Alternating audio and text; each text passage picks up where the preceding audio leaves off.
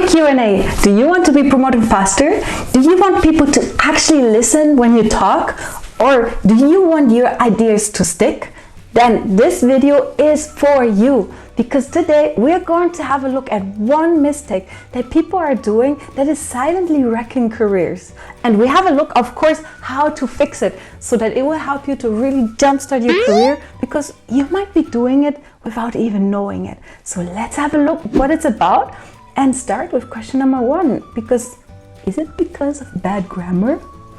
No, grammar isn't the thing.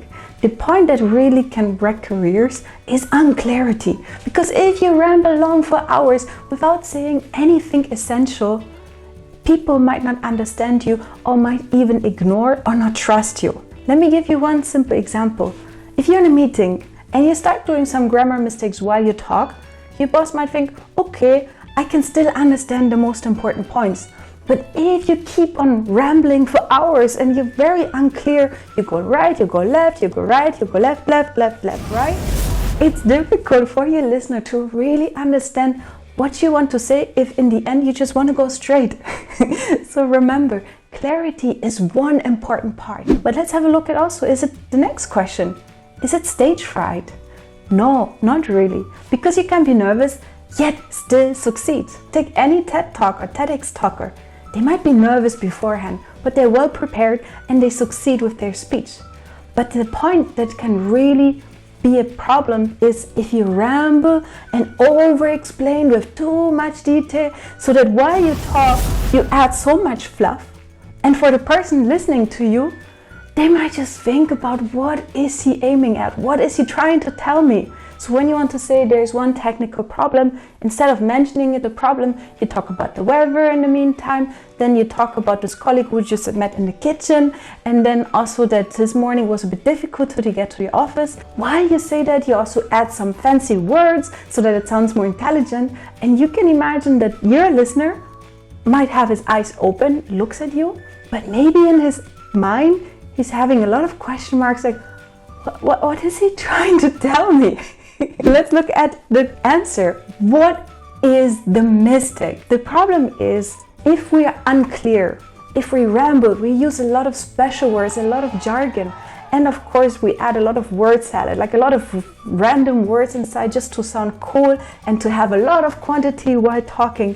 It is very difficult for the other listener to understand you, because this unclarity is stalling your career. And as a consequence, your listener might think he has no idea what he or she is talking about.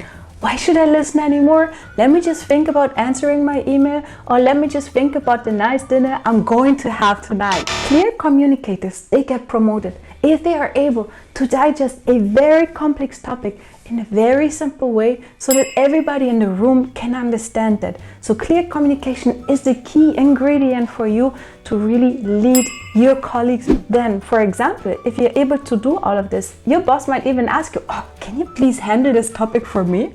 Or your clients might say, oh, thank you so much for translating all those complicated technical parts for me, because I didn't really understand, but the way you explained it just completely makes sense to me. Now you might wonder, how do I know if I'm doing that, if I'm guilty of that?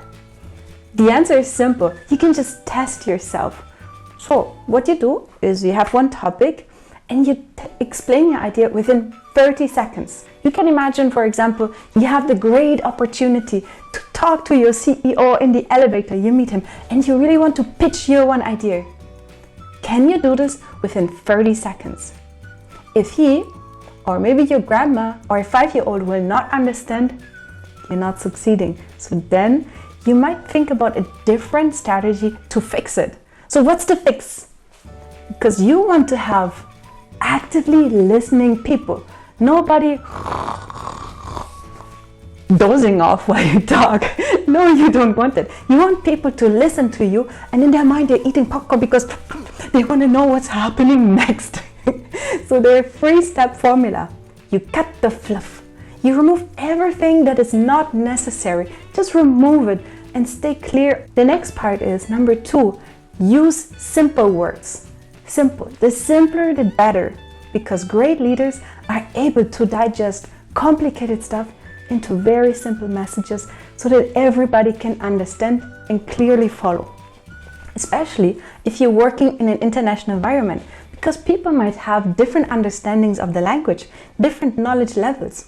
So when you use simple words, you're more likely to succeed because everybody understands the simple and basic words. Takeaway number 3 is you end with one clear takeaway, one message that is clear to everybody what they need to do. And there's a bonus what you can do as well. If you have a message to share, add a story on top. Because when you add it connected to a story, people might associate it with some emotions.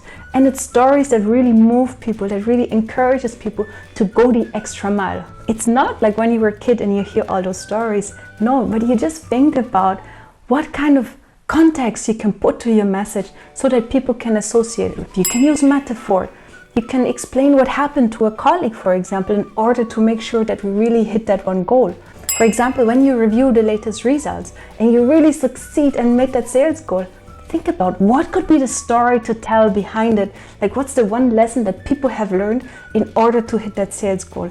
And you can use it for explaining your story in order to encourage everybody. There's some other tips. In case those things are really difficult for you to really cut the fluff, use simple words and focus on one takeaway.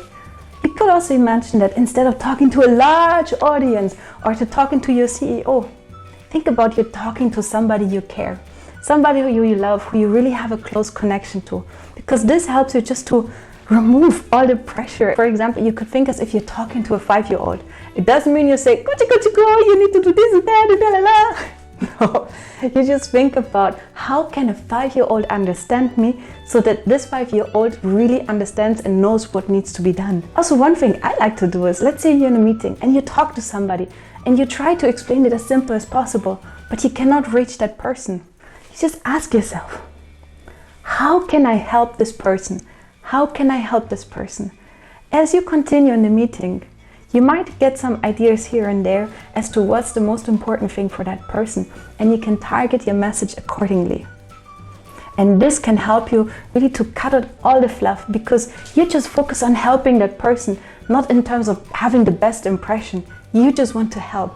This idea of helping somebody enables you to really cut out all the fluff and stay as simple as possible. What happens when you fix it? Ooh, that's a great one.